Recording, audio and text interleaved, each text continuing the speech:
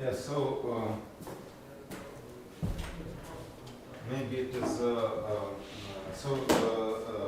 Today we shall start studying Escobarism Theorem, and I want to make some comments. So on the previous class we assumed that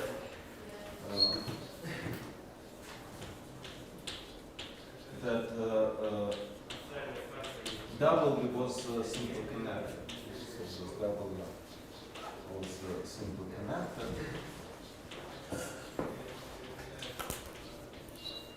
So where we actually used it, we used it for handle trading.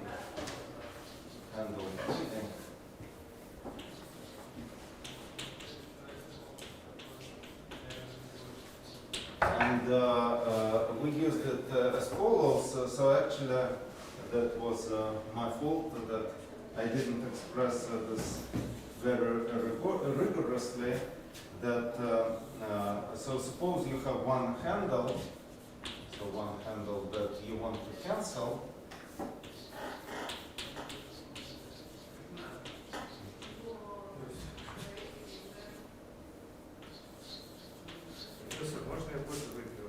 Да, давай, я как раз закончу. So one handle that should be cancelled, and in order to cancel one handle, you have to draw. You have to draw a two handle in the following way. So you have to draw two handle that passes. So you have to take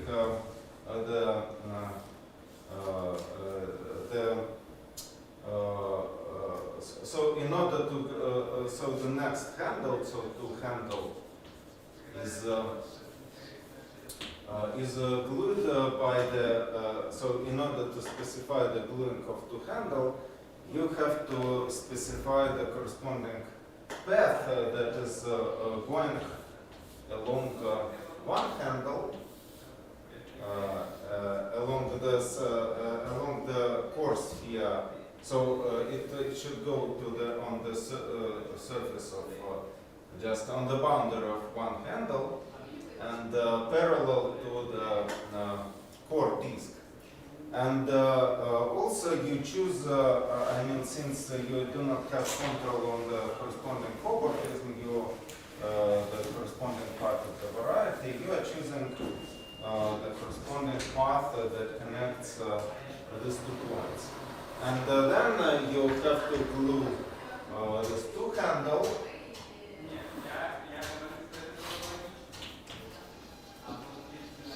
and you have to glue the combination of two handle plus three handle.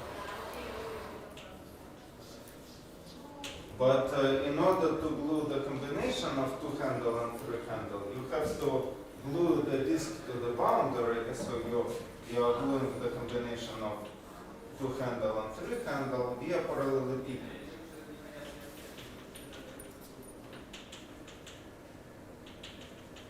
So you have to specify the corresponding parallelepiped, and you have to glue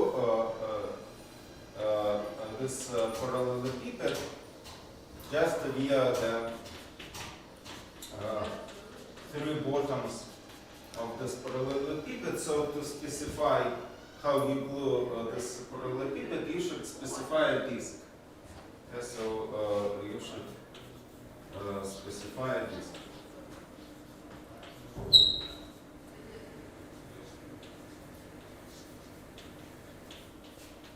But the problem, and to cancel one handle, you should pass to cancel one handle with two handle. You have to attach precisely the two handle that intersects the belt sphere in plus or one side. So, in order to do the cancelling, you should just find this, in order to glue the block of two handle and three handle, you should specify the corresponding disk of higher dimension. And so the corresponding disk that will be the bottom of this parallelepiped.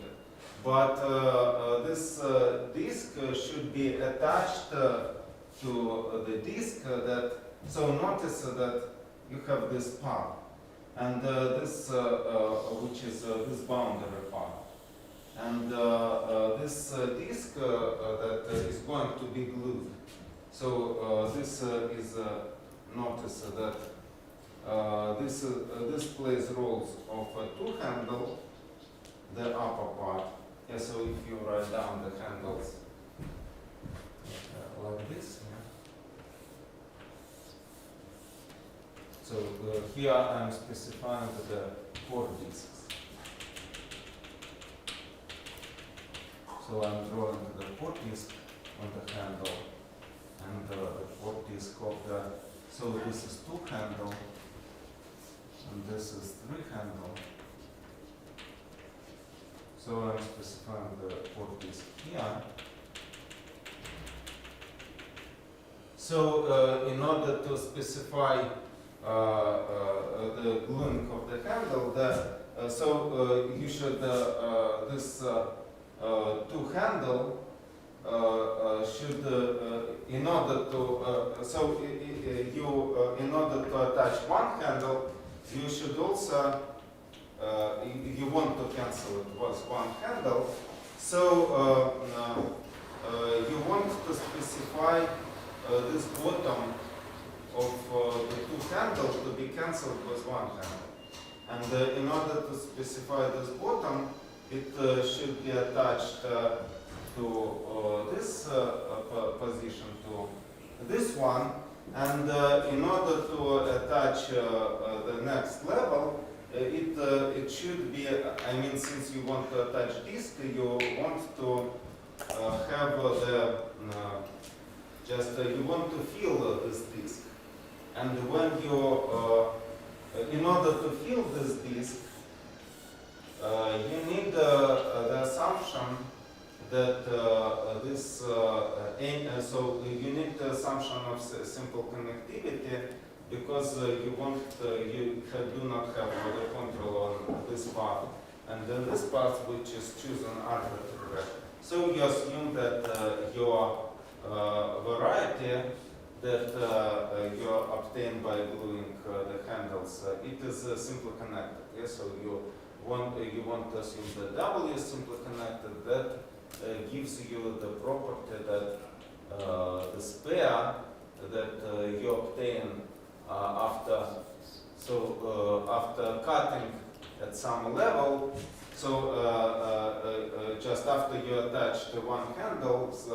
So only one handles will just so when you attach the higher dimensional handles then one handle, then they do not affect simple connectivity.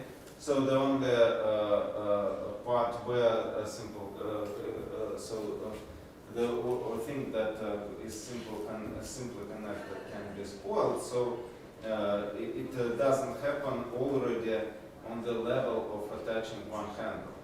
And since it doesn't spoil on this level, then you just get that you have this disk, you can fill this disk, and in order to glue the higher dimensional disk, you just take the corresponding neighborhood in the manifold, and then you attach this block of two handle and three handle to this disk.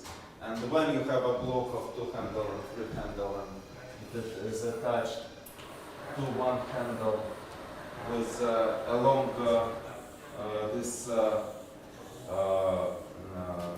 belt sphere, along this core disk, which is so along the meridian disk, which is parallel to the core disk. It is parallel disk. Yeah? So the disk which is parallel to the core disk, then you can cancel this box together, and press this box to cancel these two handles, and you will have remaining three handles attached.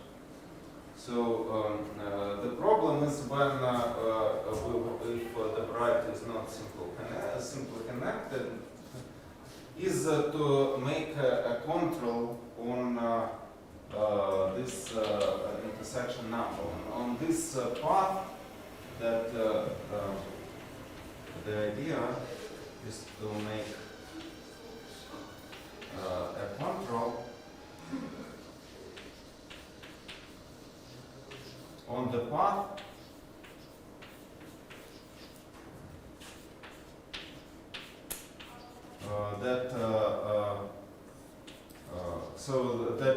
so on this path and on this notice that this path, for this path we do not have any choice, and so the idea is to make a control on the path going to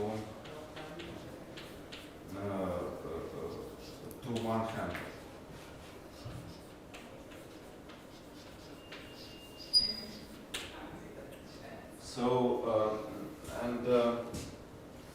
So the idea is to try to connect them from the beginning. So this. Ну давай, я уже как раз. Так, значит, ты рассказал, что ты рассказал нашу торговлю ручками. Что? В общем, замена один ручки на три ручки. Да.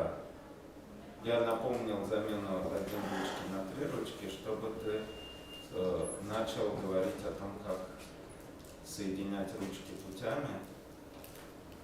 Да. Ты можешь сначала сказать, слушай, зачем. Ты понятно связанный случай, понимаешь, как это Что говоришь? Значит, как торговля ручками происходит в неодносвязанном случае, понимаешь? В неодносвязанном? Да. Ну, в смысле, нужно их, просто нужно вот этот диск уметь затягивать. Да? Ну, как бы замена ручек происходит так же, просто нужно уметь, замена ручек происходит за счет того, что мы должны к один ручке приклеить по определенной траектории. Ну, в общем, нужно доказать, что то, что нарисовано и заштриховано, будет диском. Да, ну, чтобы потом взять его окрестности, приклеить блок из два ручки и три ручки.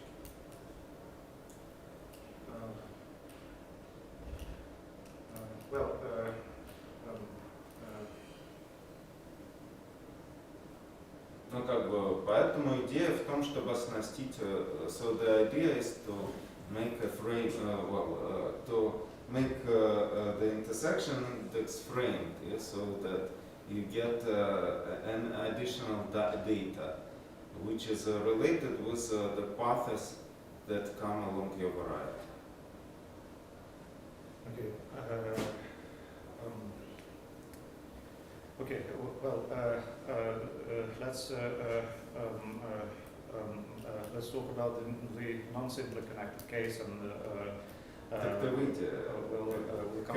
we'll come back to this part later when we need it. Thank you.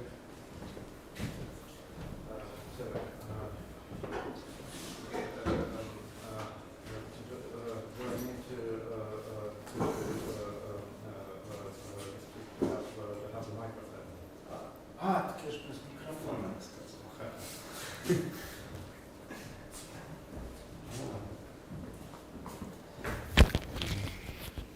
Хорошее замечание.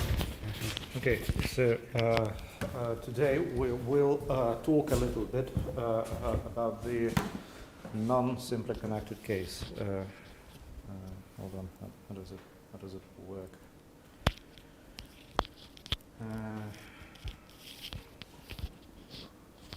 Yes, so this part goes there,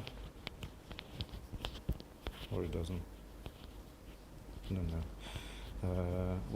Sorry, it'll take me a minute or two. Now let's. Yeah, I think this is supposed to go there, and then The rest goes in my pocket. Very convenient. Anyhow, where were we? Today we want to discuss what happens in the non-simply connected case, which is a bit more difficult than the simply connected one. No surprises there. But there is an analog of the Escobarism theorem, which is called the Escobarism theorem.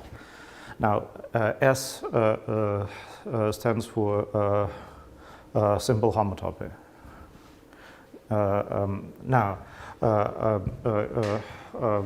We need to state this Escobarism theorem. And to do that, we need to talk a little bit about the Whitehead Group. So please bear with me. I need to introduce the Whitehead Group.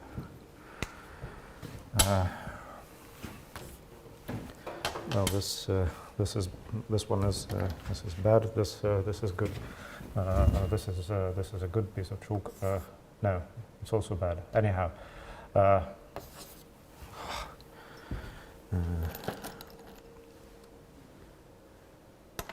There's plenty of bad chalk, and there isn't any good chalk. We'll have to make do with what we have. Suppose we have a ring, not necessarily commutative, just any ring at the moment. Now.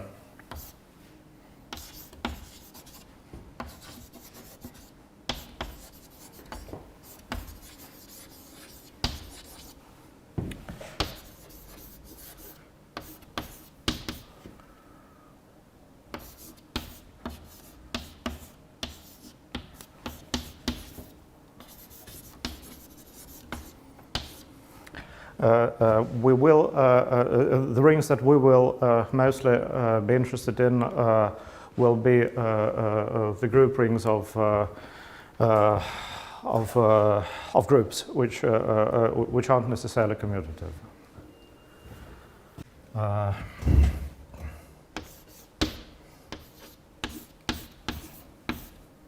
Now we need to define some K groups.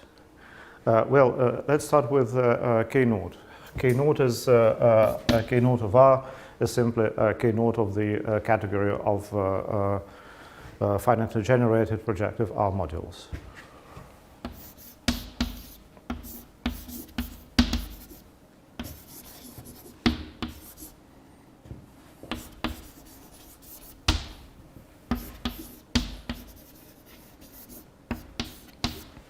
Now, there is several types of rings. There are alternative descriptions of this category. For example, for Z modules, we know that all projective modules are free, so we're able to consider free modules and so on. Now, we want to define K1. K naught knows something about modules. K1 knows something about isomorphisms of modules. Now, how to make this precise? I will now give a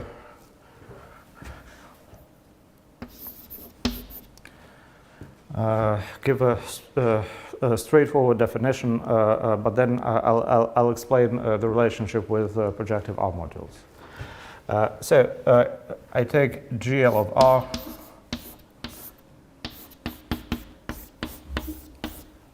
by E of R. Now, what are these? GL of R is just the direct limit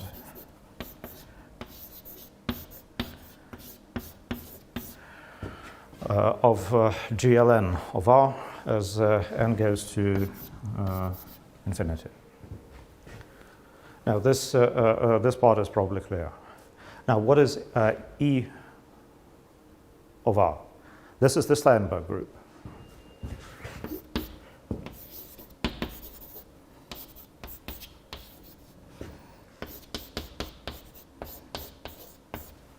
Now, the infinite Steinberg group is the direct limit of the finite Steinberg group of the finite.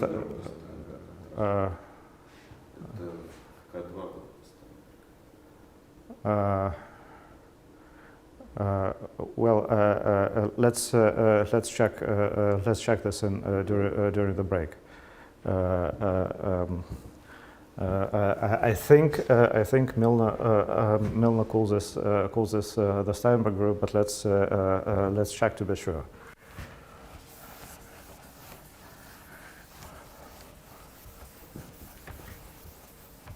Посмотри пока в Milner. What is E n of R? E n of R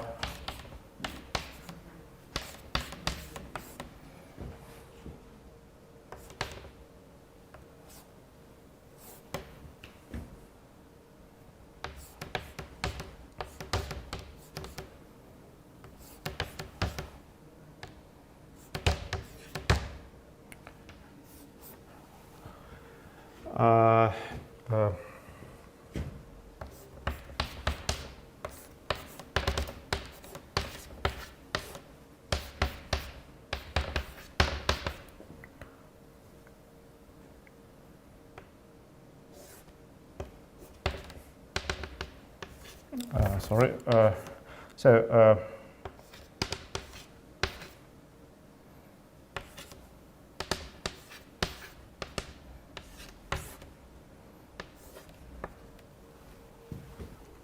E n of R is the group generated by the so-called transfection matrices. Again, I'm not completely sure about the terminology.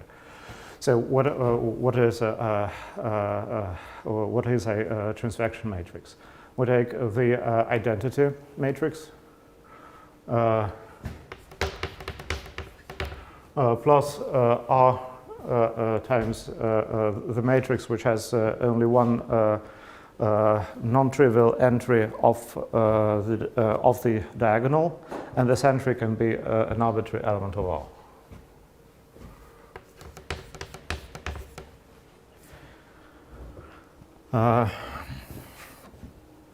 There's a couple of algebraic lemmas which I will not prove, but they are relatively straightforward.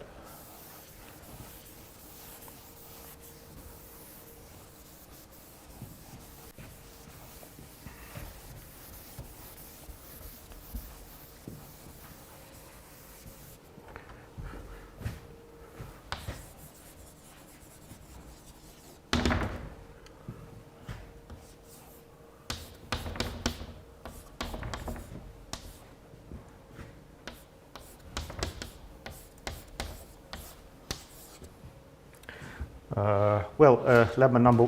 By the way, am I allowed to write on this board? No. Okay. So this part is off limits. So the commutator subgroup of E of R is the same as commutator subgroup of GL of R.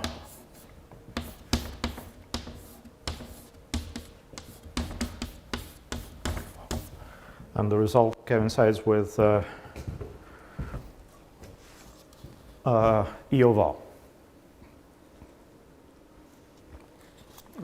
In particular, E of R is a perfect group.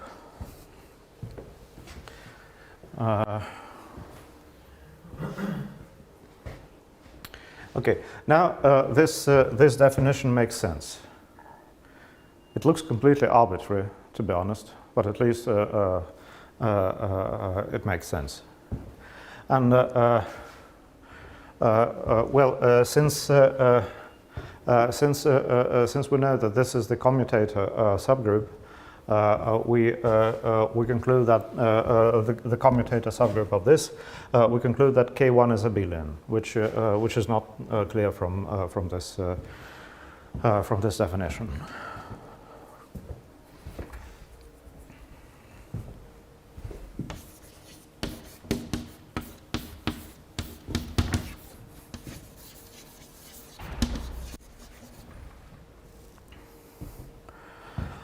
We want to. We do not want to prove this this theorem. It's basically straightforward manipulations with matrices. But at least I want to state one corollary which is useful to keep in mind. Corollary not of this theorem or lemmas, a corollary of the proof.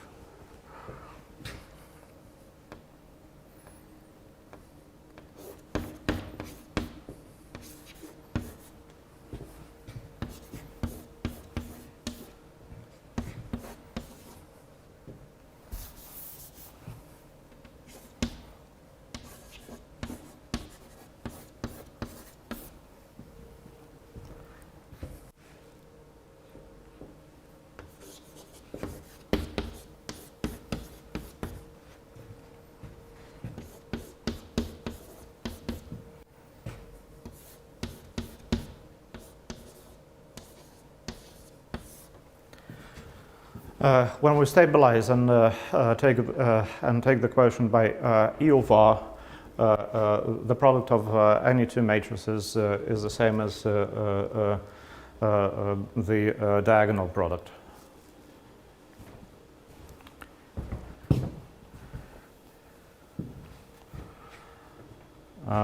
Okay. Now, what does this have to do with isomorphisms? Well, it has something to do with isomorphisms because of the GL. Let's see. Let me erase this part.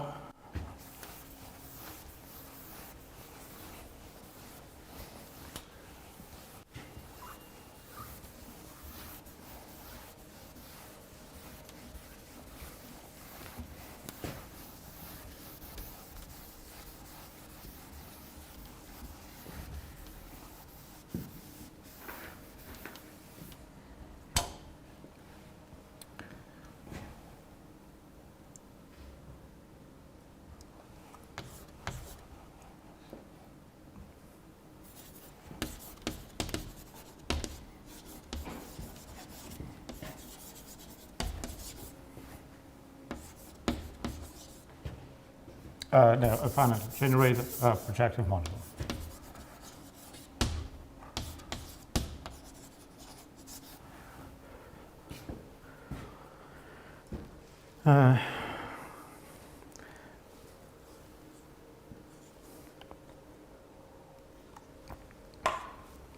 Okay, well, then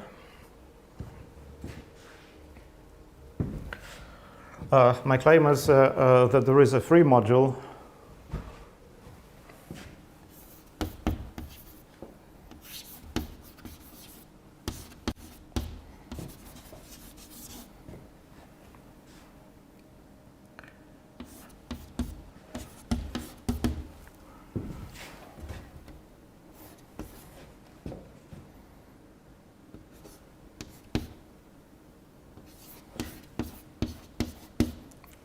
sorry.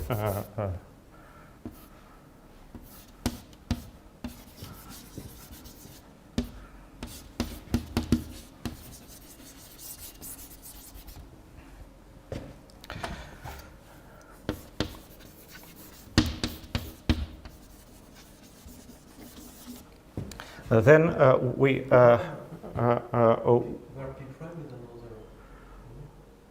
yes, thank you. Where P prime is another projective R module. Well,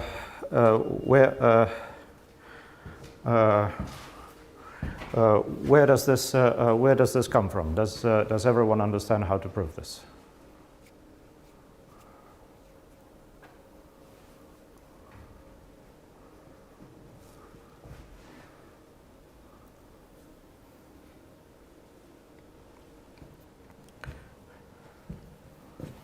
Well, first of all, there's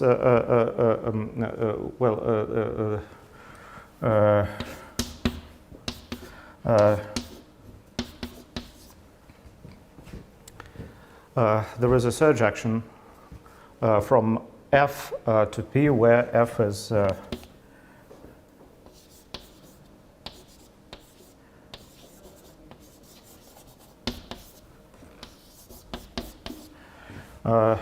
where F is the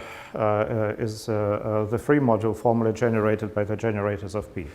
And by the way, finitely generated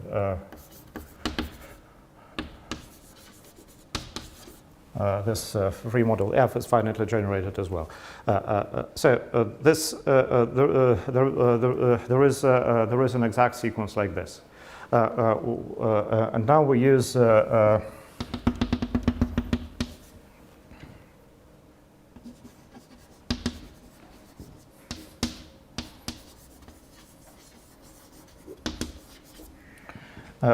the fact that P is projective and construct a splitting. Well, how do we use the fact that P is projective? Well, one of the definitions is that the Hom functor, one of the definitions of a module being projective is that the Hom functor from this module is exact, and then we use this to lift the identity of P to P from to a map from P to F, which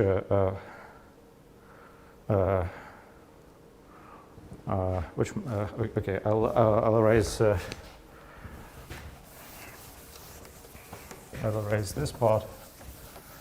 By the way, if everyone already knows, then please let me know. Otherwise, let's.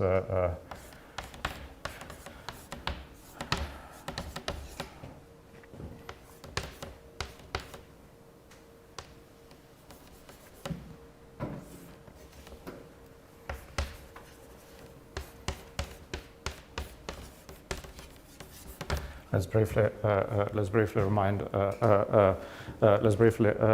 briefly remember what is going on. So we have P projective. By definition, this means that Hom from P is exact. Well, this means it turns exact sequences into exact sequences. Well, in particular, there is some map from P to F, which goes to the identity under the Hom of this arrow, and this gives me the splitting.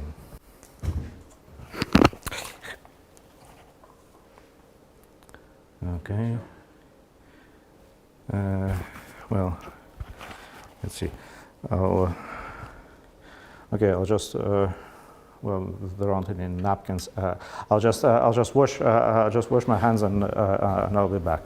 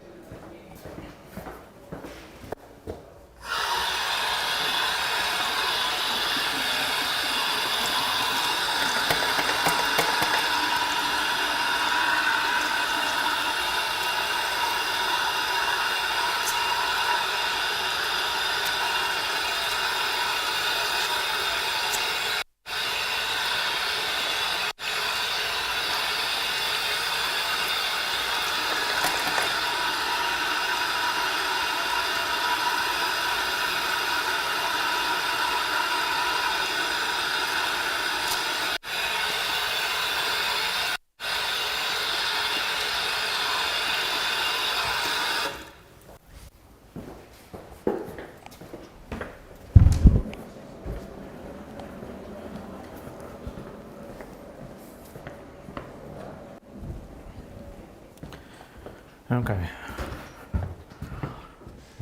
Well.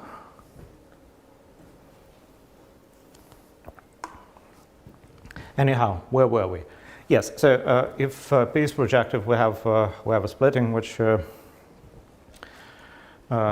basically gives me this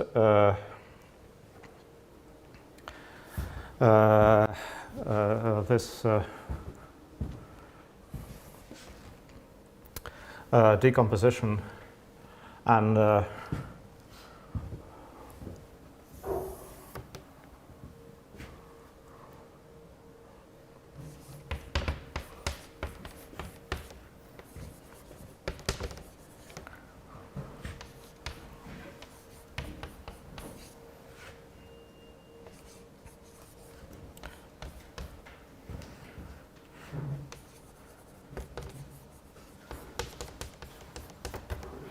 suppose I have an isomorphism from P to P.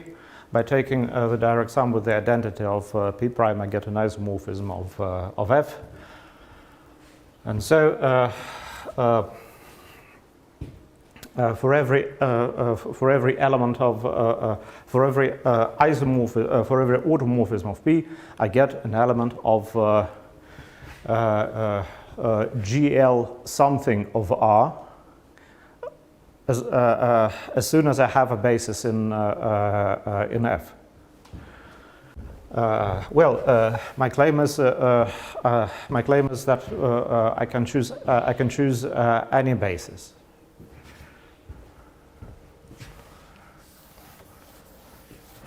And the resulting By the way, have you proved that the direct sum is projective? Well, this is an exercise. If I have a free module, then any direct summand of it is projective.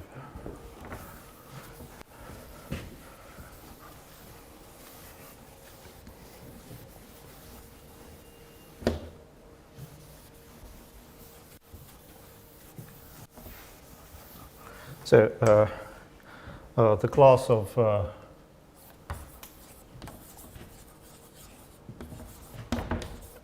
F plus identity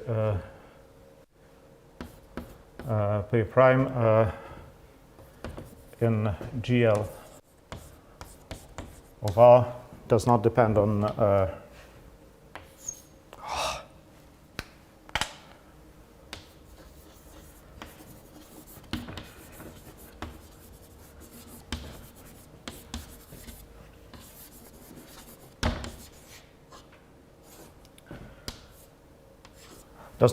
the choices we make. It does not depend on the basis of F, nor does it depend on P prime such that P prime is projective and P plus P prime is F, where F is free finitely generated. Now, I'm not saying this is a trivial statement. This is a statement I want to sweep under the carpet.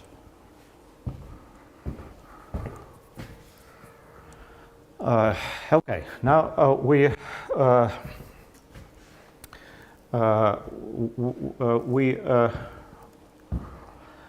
have associated to every element of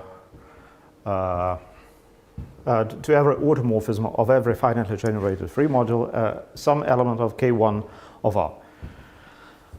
And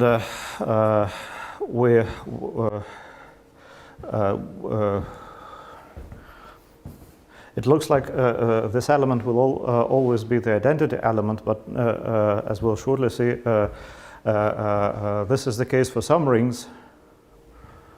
For example, this will be the case for R equals Z. Well, for R equals Z, there is plus or minus identity, and that's all.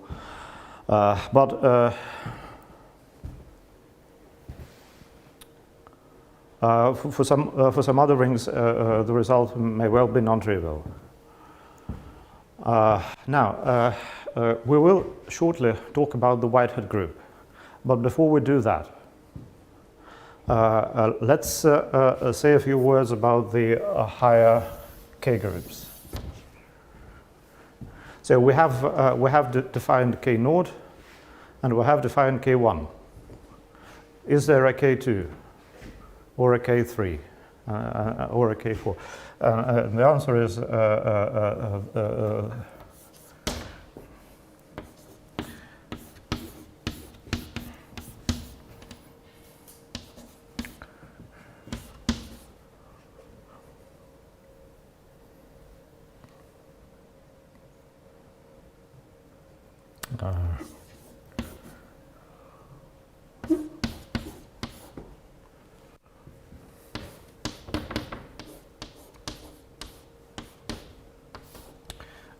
the answer is, well, the short answer is this. Now, what does this mean? Well, BGL is simply the classifying space, no surprises there. Now, what is lower ER and upper plus? What are these supposed to mean? Well, there's a so-called plus construction which works as follows. So suppose I have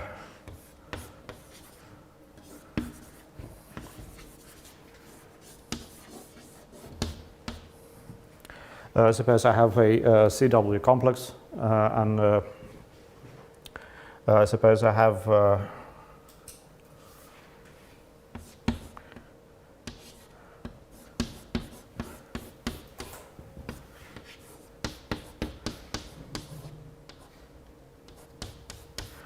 suppose I have a subgroup of pi 1 which is perfect, meaning its commutator subgroup is the group itself.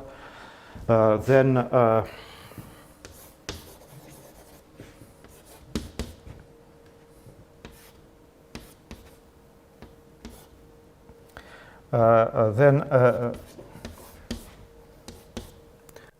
upper plus, lower G.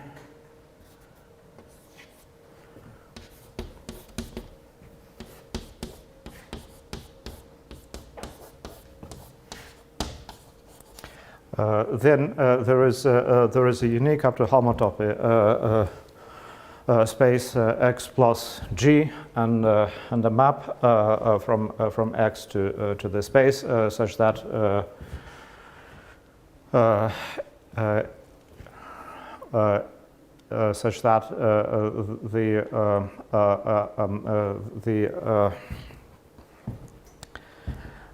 the map of the integral homology groups is an isomorphism. Let me just assume here that pi is normal.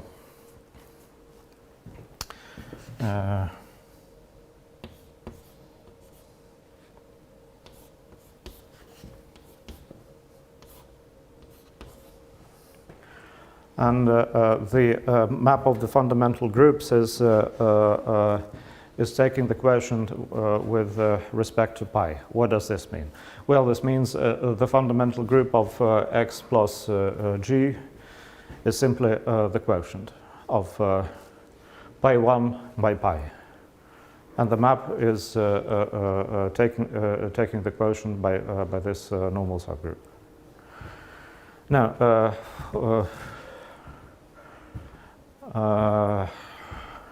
well, now this well, I was coming to that. Now, this procedure. Well, first of all, it's not clear why this procedure is meaningful in any way whatsoever. And second of all, it involves several very tricky steps. Well, for example, GL is already GL of R is already a large group. Now we take the classifying space. which is another complicated construction.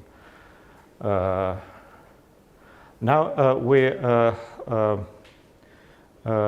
apply this plus construction, which is bad enough, and then we take the homotopy groups, but at this point we just simply don't care.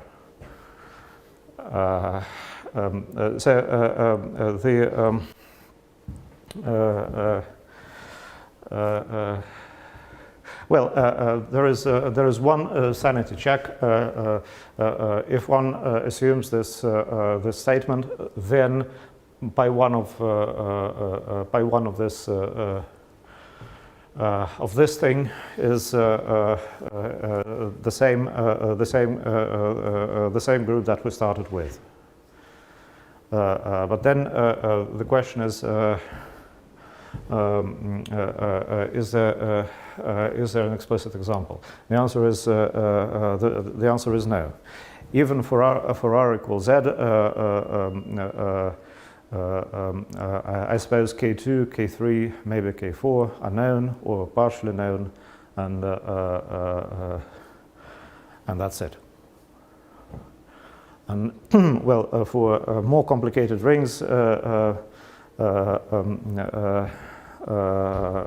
it's expectedly worse, and the whole subject is quite murky. One can't compute anything, and one can't prove anything. What can one do? Well, one has this definition. One can make conjectures. What conjectures? It doesn't matter, because one can't prove anything, means one can't disprove anything.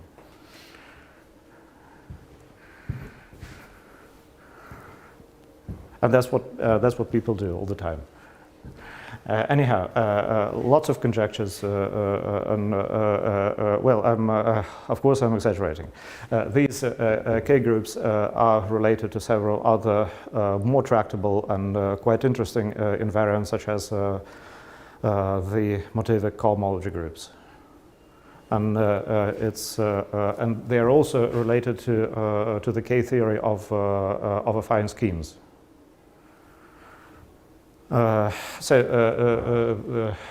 These groups are interesting, in general very complicated, but we will only need K0 and K1, so we will not care about these groups. Anyhow, and by the way, in topology, K0 and K1 are the kind of groups, K groups, which occur, well, every now and again. K2 also occurs, although more rarely than K1, and the higher K groups, offhand I can't think of any example. Anyhow, there are higher K groups, but we will not talk about them in this seminar. Okay, so is it possible to see why Quillen construction gives you infinite loop space? Does it? I think so, but I'm sure it's more visible in another models for K theory. But well, I don't know. You tell me. I don't know too. Well, so it's possible by general nonsense of reality of class construction to see that this class construction is H space, but it's, have to be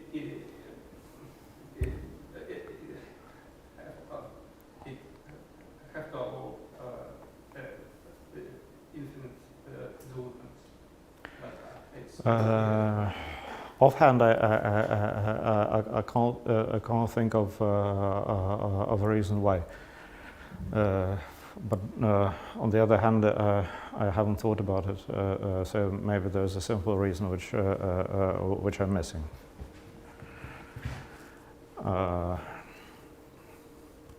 Okay, so let's define the Whitehead group, which is the group that we will need to state the Escobarism theorem.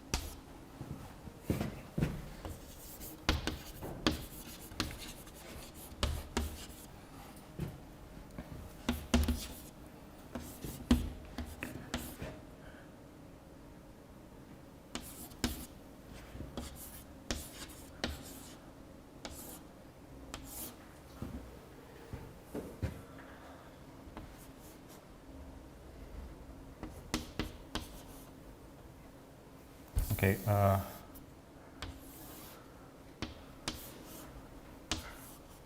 I'll write something and then I'll explain what this thing means. Okay, I'll erase this part as well.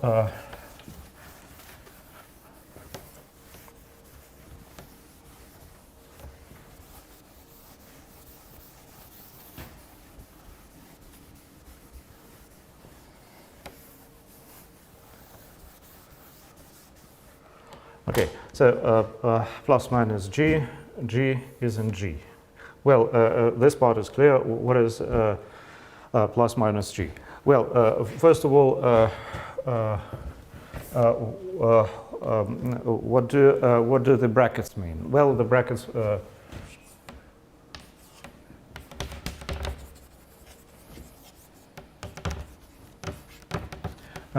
simply mean the image in K1.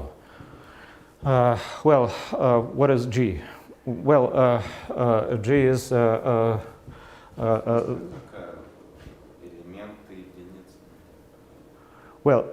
G is the one-by-one matrix which contains just one element, G. And plus or minus means we are allowed to take pluses and minuses. And the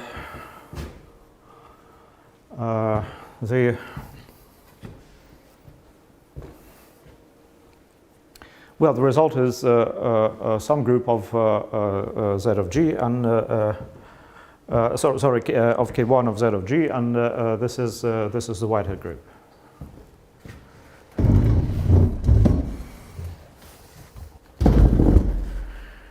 Okay, now just an example, which is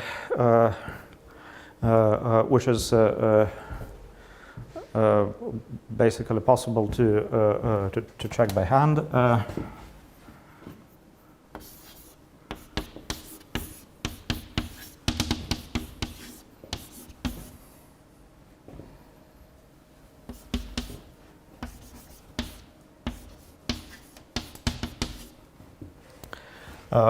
If G is a finitely generated free abelian group, then the Whitehead group is 0.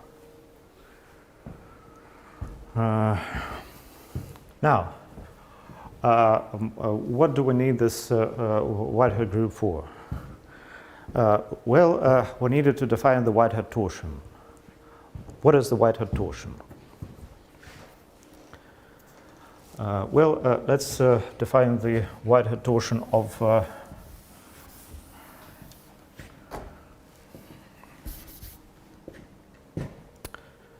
okay, so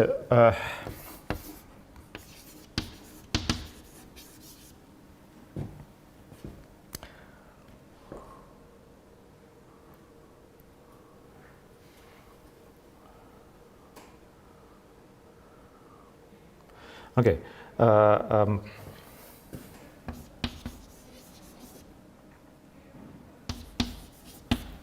by the way, the ring is the ring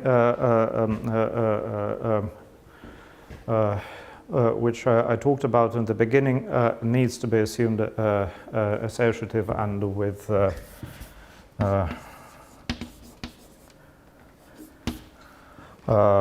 unit, although not necessarily commutative. If the ring is not associative, then it's not exactly clear what how to define modules over the ring, and if there is no unit, then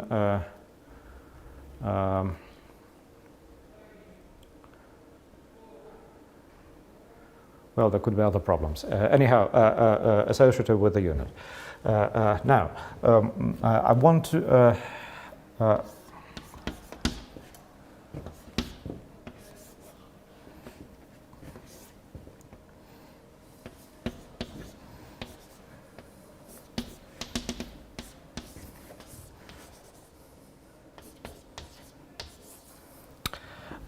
let's consider a finite complex of projective R modules, and moreover, let's assume that this complex is a cyclic. Okay, I'll erase this part.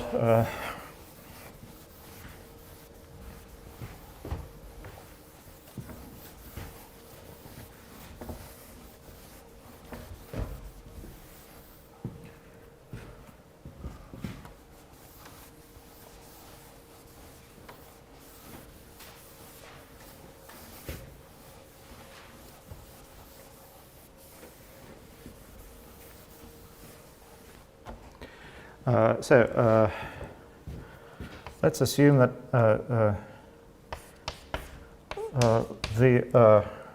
a chain complex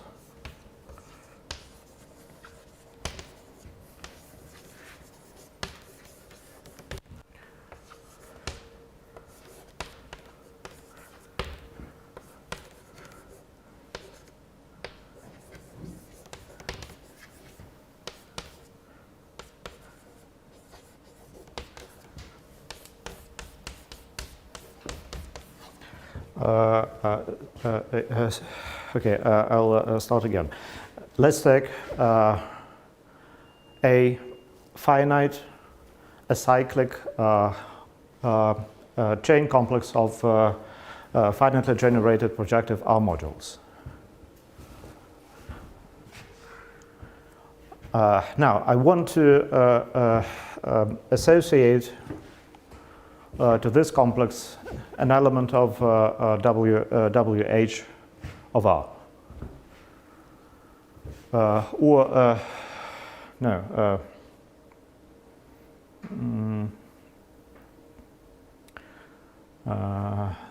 on. I want to associate to this complex an element of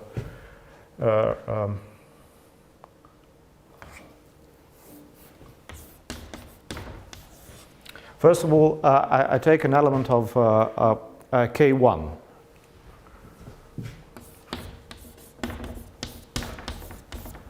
And then I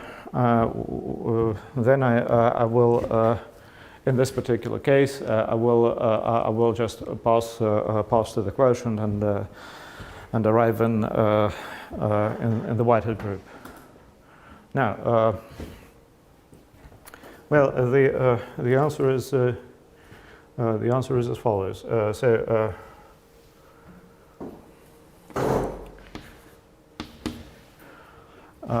Every sorry, Cn. Let me write Ci. So every Ci is Bi, which is Zi plus how do I?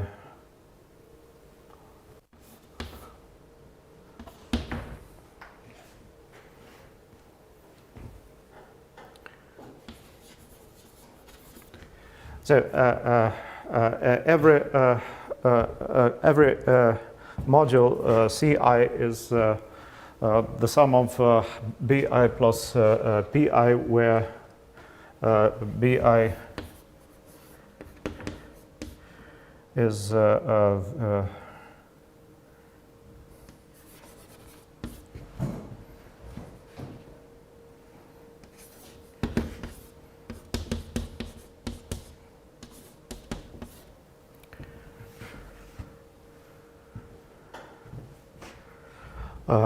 the image of the differential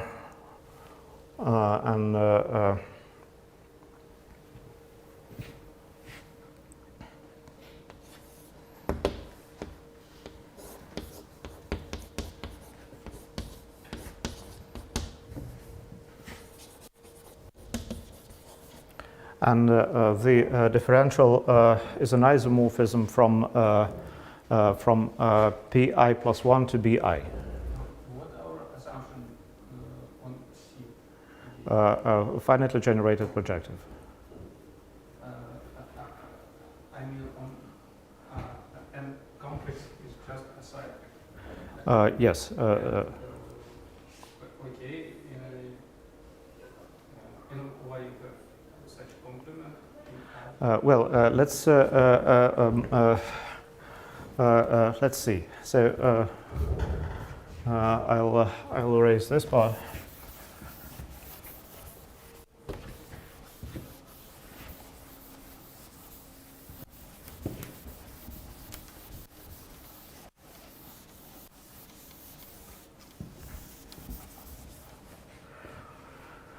Okay, let's start with Cn. Cn is projective. And this, the last differential is, or the first differential is surjective.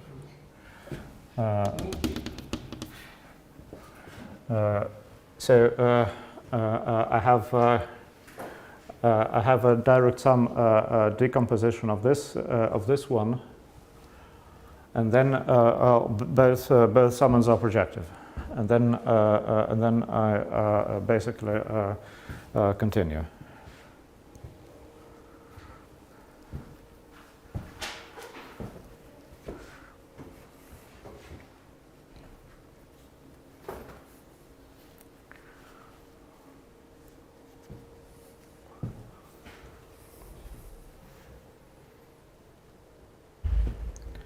So, and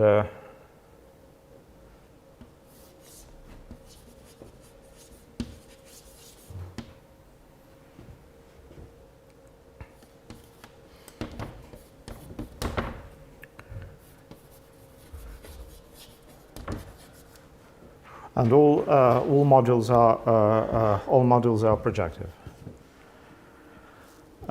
Now. There is a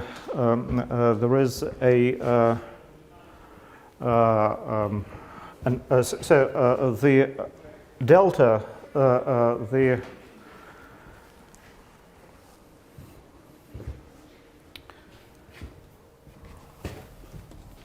differential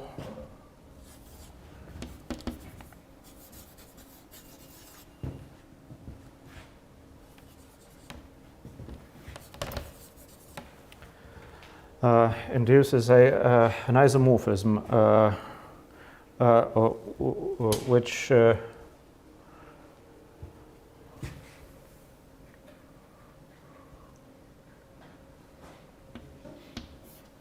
which I will first draw and then write down. But let's try to.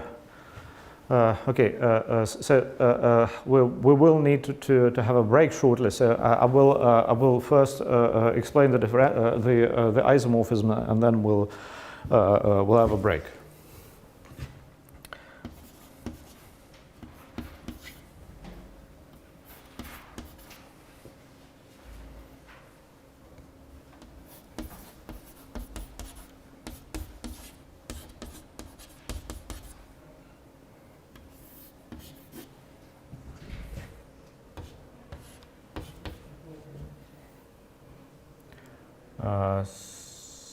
Sorry, there's something.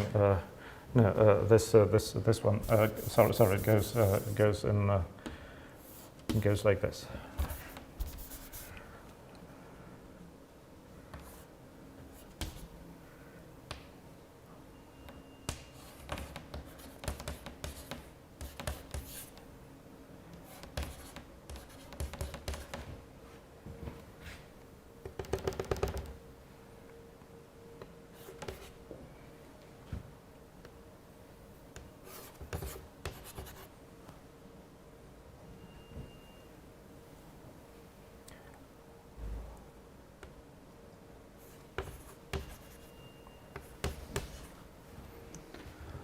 Okay, so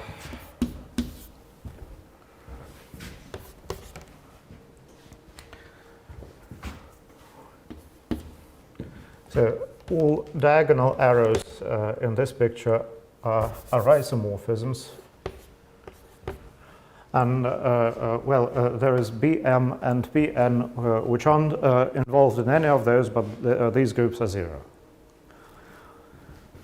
And as a result, we get some projective module and some other projective module and an isomorphism between those.